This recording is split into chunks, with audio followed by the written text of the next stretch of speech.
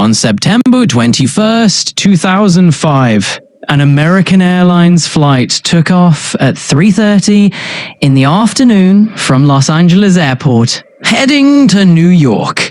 It was a domestic flight. At first, everything was fine. The weather was clear, no storms, and the plane had just undergone full maintenance. Everything looked perfect.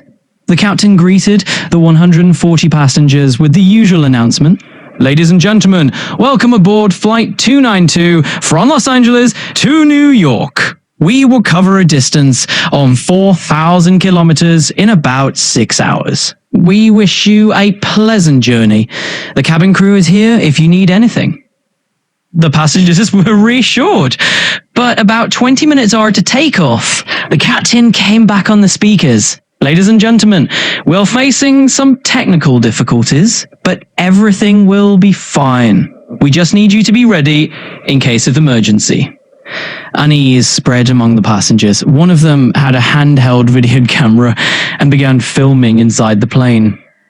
The captain explained that there was a problem with the landing gear. When he tried to retract the wheels after takeoff, the front landing gear got stuck. A warning message appeared on the aircraft system, indicating an issue with the shock absorber and with the rotation of the front wheel. Because of this, the plane stayed at a lower altitude, about 4 kilometers above the ground. The captain decided to fly close to a small airport in Los Angeles so that the control tower could visually check the landing gear. When the plane passed by, the controllers saw the problem clearly. The front wheel was turned 90 degrees sideways and could not retract. This was extremely dangerous because the front wheels are crucial for landing. News of the emergency spread to the media.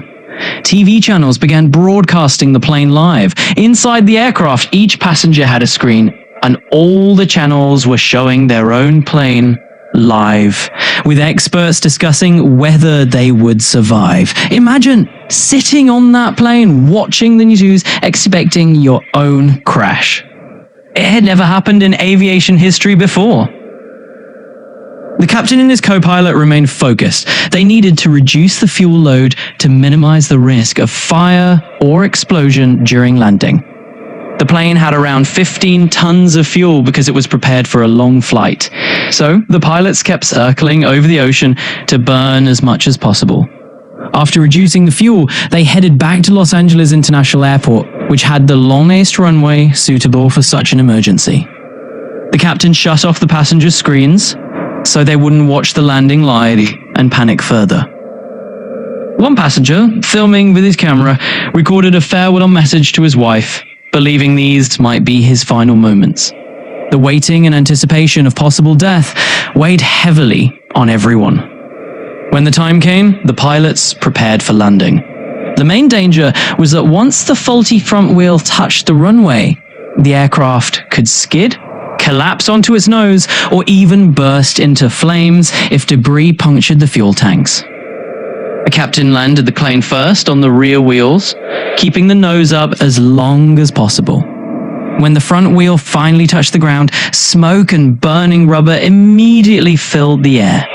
Sparks flew as the bare metal scraped along the runway, heating to dangerous levels. Everyone inside felt the violent shaking, fearing the plane might explode. But the aircraft slowed down meter by meter until it finally came to a complete stop. The passengers erupted in applause. The captain entered the cabin, raising his hands in victory. Many passengers shook his hand, hugged him, or patted him in the shoulder in gratitude. Outside, they could see the front wheel destroyed, literally worn down to half its size from the friction. Investigators later discovered that the problem was caused by the plane's system, which repeatedly rotated the front wheel during self-checks, 57 times, putting unnecessary stress on a component. Combined with insufficient maintenance, this led to the wheel jamming at a 90-degree angle. The issue was corrected in later aircraft, but strangely, the same type of problem occurred 5 more times on similar planes, though for different reasons.